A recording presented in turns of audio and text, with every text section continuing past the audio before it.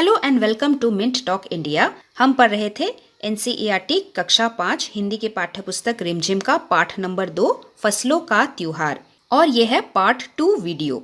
Part 1 में हमने already आधे चैप्टर को अच्छे से समझ लिया है। चलिए आगे पढ़ते हैं। आपके टेक्स्ट बुक में हम पढ़ेंगे कि झारखंड स्टेट में मकर संक्रांति का त्योहार कैसे मनाया जाता है। अलग अलग जनजातियां इसे अलग अलग समय में मनाती हैं। जनजातियां का मतलब आदिवासी, आदिम संस्कारों को बचाकर रखने वाले लोग जो पहाड़ों जंगलों में रहते हैं। ये लोग भी अलग अलग समय में मकर संक्रांति को मनाते हैं। संथाल लोग वो जनजाति है जो झारखंड में रहते हैं। इन्हें हम ट्राइबल पीपल भी बोल सकते हैं। The group of people they are called as Santhal. ये लोग फरवरी और मार्च में मकर संक्रांति मनाते हैं और ओराव लोग इस त्योहार को मार्च अप्रैल में मनाते हैं। ओराव भी एक ट्राइबल पीपल ग्रुप का नाम है। ये लोग भी झारखंड में ही रहते हैं।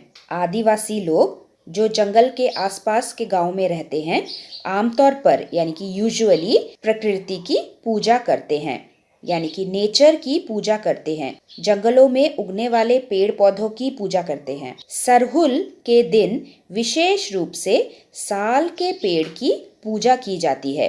सरहुल कौन सा दिन होता है? वो दिन जब झारखंड के लोग मकर संक्रांति का त्योहार मनाते हैं।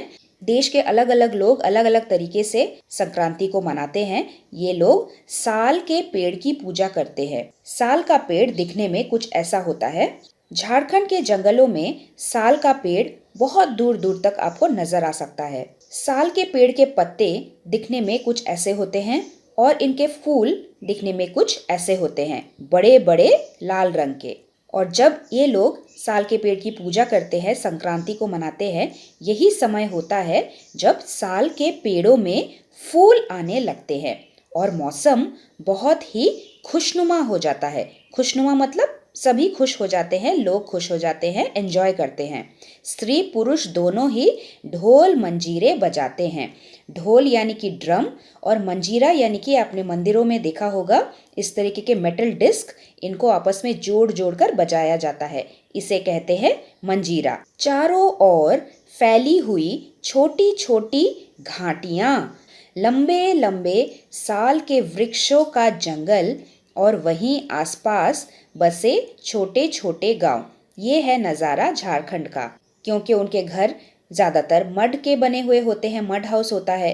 डेली अपने घरों को लेप कर रखते हैं। लेप कर रखना यानी कि गोबर और पानी के पेस्ट को एकदम पोछे की तरह मड पर लगा के रखना, जिससे कि यहाँ पे कीड़े मकोड़े ज्यादा ना आ सके। लिपे पुते यानी कि अपने घर को अच्छी तरीके से लेप कर रखने वाले। करीने से बुहारे, बुहारना मतलब झाड़ू लगाना, अपने घर को अच्छी तरीके से साफ सुथरा रखने वाले झाड़ू लगाए हुए और अपने घर को अच्छे से सजाकर वे अपने घरों के सामने एक लाइन में कमर में हाथ डालकर डांस करते हैं, नृत्य करते हैं। और अगले दिन वे ऐसे ही नृत्य करते हुए सबके घर जाते हैं और फूलों के पौधे लगाते हैं। घर घर से चंदा मांगने की भी प्रथा है। प्रथा यानी कि ट्रेडिशन जो बहुत सालों से चली आ रही है। और चंदा मांगना यानी कि बहुत सारे लोगों से थोड़ा थोड़ा करके कुछ रुपए या फिर कोई भी सामान लेकर इकट्ठा करना। पर पता है चंदा में ये लोग क्या मांगते हैं? मुर्गा, चावल और मिश्री। फिर चलता है खाने पीने का खेल का दौर, दौर यानी कि समय। तीसरे दिन जाकर पूजा होती है और उसी के बाद ये लोग अपने कानों में सरई का फूल पहनते हैं। सरई का फूल दिखने में कुछ ऐसा होता है जो इसी समय इनके वृक्षों में आता है। इसी दिन से वसंत ऋतु की शुरुआत मानी जाती है। धान की भी पूजा होती है। धान यानी कि पैडी, जिससे हमें राइस मिलता है। पूजा किया हुआ आशीर्वादी धान अगली फसल में बोया जाता है। अगली फसल यानी कि नेक्स्ट सीजन में जब धान की फसल को उगाने की बारी आती है, जमीन में सीड्स को बोया जाता है, तो इसी आशीर्वादी धान को बोया जाता है अगली फसल के लिए। तमिलनाडु में मकर संक्रांति या फसलों से जुड़ा त्योहार पोंगल के रूप में मनाया जाता है। इस दिन खरीफ की फसलें जैसे चावल, अरहर दाल आदि कटकर घरों में पहुंचती हैं। यहाँ पे आपको खरीफ ध्यान देने वाली बात है। हमारे देश में दो तरीके की फसल उगाई जाती है, एक है खरीफ फसल और दूसरी है रबी फसल। खरीफ फसल वो होती है जो जून और जुलाई के महीनों के आसपास जब बारिश शुरू होने वाली होती है उस समय खेतों में बोया जाता है, और इस फसल की कटाई यानी कि इसकी हार्वेस्टिंग सितंबर और अक्टूबर के महीने में होती है। इस तरीके की फसल को हम खरीफ फसल कहते हैं। जबकि वो फसल जो विंटर सीजन में सो की जाती है, बोया जाता है, और वसंत ऋतु के आसपास उसकी कटाई होती है, उसे रबी फसल कहा जाता है। तो पोंगल भी उसी समय मनाया जाता है जब खरीफ की फसलें कटकर घर पहुंचती है। लोग नए धान को कूटकर यानी कि ब्राउन कलर के कवर को निकालते हैं और इसके अंदर से इसका चावल निकालता है। हर घर में मिट्टी का नया मटका लाया जाता है जिसमें नया चावल, दूध और गुड़ डालकर उसे पकाने के लिए ये लोग धूप में रख देते हैं। इसीलिए जब भी आपको पोंगल की फोटो नजर आती है, आपको हांडी में पकता हुआ खीर और साइड में शुगर केन यानी कि गन्ना नजर आता है। शुगर केन भी एक तरीके का खरीफ फसल होता है। हल्दी को शुभ मानी जाती है, इसीलिए साबुत हल्दी यानी कि जो हल्दी पाउडर नहीं किया गया हो, एकदम सॉलिड हल्दी को मटके के मुंह में चारों ओर से बांध देते हैं। और इस फोटो में देख सकते हैं कि पोंगल के मटके को धूप में रख दिया गया है जिसके अंदर चावल, दूध और गुड़ है। यह मटका दिन में 10:30-12 बजे तक, साढ़े यानी कि हाफ 10:30-12:30 तक धूप में बाहर रखा जाता है। और जैसे ही दूध में उफान आता है, दूध में उफान यानी कि दूध पूरा बॉयल होके बाहर गिरने लगता है और दूध चावल मटके से बाहर गिरने लगता है, तो सभी लोग पोंगल पोंगल पोंगल पोंगल के स्वर में गाना गाने लगते हैं। तो इस तरीके से तमिलनाडु में पोंगल यानी कि मकर संक्रांति को मनाया जाता है। अगला है गुजरात। गुजरात में पतंगों के बिना तो मकर संक्रांति का जश्न अधूरा माना जाता है। जश्न यानी कि त्योहार, सेलिब्रेशन। अधूरा मीन्स इनकम्प्लीट। बिना पतंग को उड़ाए मकर संक्रांति पूरी नहीं होती। इस दिन आसमान की ओर यदि नजर उठाएं, शायद हर आकार, हर शेप की और रंग रूप के पतंगे आकाश में लहराती हुई मिलेंगी। प्रत्येक गुजराती, चाहे वो किसी भी धर्म का, किसी भी रिलीजन का हो, किसी भी जाति यानी कम्युनिटी का हो, किसी भी आयु यानी कि एज का हो, वो पतंग जरूर उड़ाता है। हजारों लाखों पतंगों से सूर्य भी कभी कभी ढक सा जाता है और सूरज उन पतंगों के पीछे जैसे छुप सा जाता है। तो इसीलिए मकर संक्रांति को गुजरात में काइट फेस्टिवल, पतंग महोत्सव या फिर उत्तरायण भी बोला जाता है। और उसके बाद है आपके टेक्स्ट बुक में कुमायूं। कुमायूं में मकर संक्रांति को घुघुतिया भी कहते हैं। कुमायूं कहाँ है? हमारे देश के ऊपरी भाग में है स्थित उत्तराखंड। उत्तराखंड के ही एक पार्ट को, जो यहाँ पे ऑरेंज कलर में दिखाया गया है, इस एरिया को कुमायूं मंडल बोला जाता है, दैट इज कुमायूं रीजियन। यहाँ पे मकर संक्रांति के फेस्टिवल को घुघुतिया भी कहते हैं।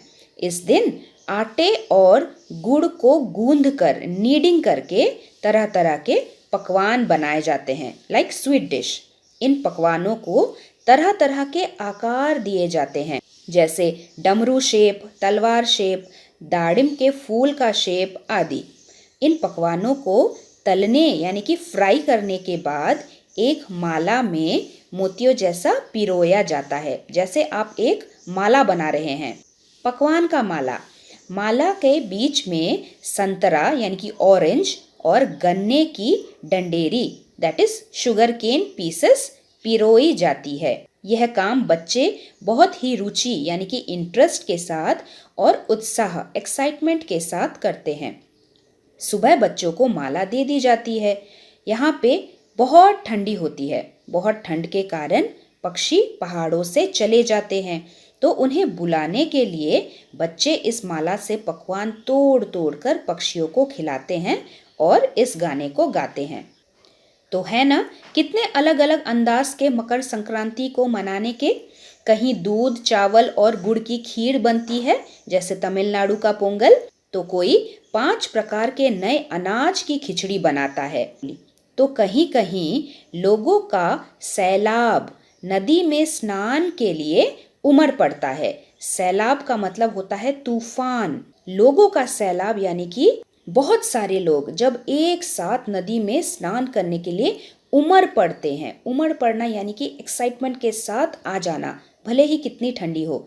जनवरी फरवरी का मौसम बहुत ठंडी वाला होता है, लेकिन ऐसे समय में भी लोग ठंडे ठंडे गंगा जल में नहाने ज़रूर जाते हैं, क्योंकि फेस्टिवल का समय जो होता है लोग ठंड से ठिठुरते रहेंगे। ठिठुरना यानी कि ठंड के मारे मुंह से जो आवाज़ निकलती है, शरीर में कपकपी आती है, उसे कहते हैं ठिठुरना। पर बर्फीले पानी में, बर्फ जैसे पानी में कम से कम एक डुबकी तो ज़रूर लगाएंगे। डुबकी यानी कि सर को पूरा पानी के अंदर डाल के नहाना।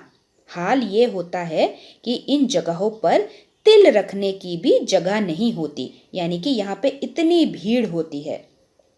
तिल से याद आया, मकर संक्रांति के दिन पानी में तिल डालकर स्नान करना, तिल दान करना, आग में तिल डालना, तिल के पकवान खाना। तुम्हारे घर या इलाके में इस त्योहार को कैसे मनाया जाता है?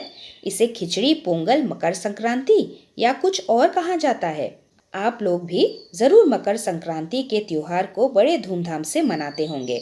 तो हमारे देश के अलग अलग जगहों में एक ही त्योहार को अलग अलग तरीके से मनाते हुए लोगों को जानना और उनके बारे में सीखना कितना मजा आया ना। तो इसी के साथ हम अपना पाठ ही खत्म करते हैं। इस पाठ के प्रश्न को हम अपने पाठ सॉल्व करेंगे, जिसका लिंक आपको इसी वीडियो के डिस्क्रिप्शन बॉक्स के नीचे मिल जाएगा। अगर आप कोई और चैप्टर ढूंढ रहे हैं तो आपके क्लास के सभी बाकी सब्जेक्ट्स और सभी चैप्टर्स आपको मेरे चैनल के प्लेलिस्ट सेक्शन में मिल जाएगा। हम मिलेंगे बहुत ही जल्दी हमारे पार्ट 2 के साथ। तब तक के लिए धन्यवाद एवं आपका दिन शुभ रहे। Thanks for watching and do like, share, subscribe our channel Mint Talk India for more upcoming videos.